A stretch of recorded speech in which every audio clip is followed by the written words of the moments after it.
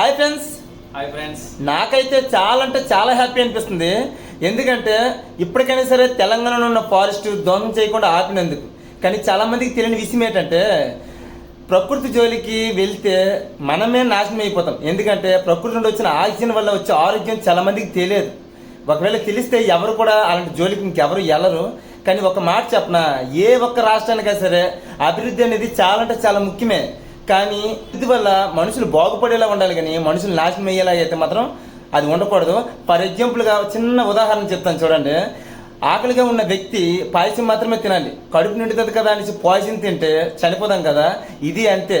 మన రాష్ట్రానికి అభివృద్ధి అవసరం కదా అని అనేసి ప్రకృతిని నాశనం చేయాలని కోరుకుంటే ఖచ్చితంగా మనమే నాశనం అయిపోతాం. అదే అనమాట. ప్రకృతి ఎక్కడైనా సరే డెవలప్ చేయాలి అని అనుకుంటే ఖాళీ స్థలంలోపు డెవలప్ చేస్తే అందరికీ బాగుంటుంది. కానీ ప్రకృతి జోలికి కానీ వన్యప్రాణుల జోలికి కానీ దయచేసి వెళ్ళకండి.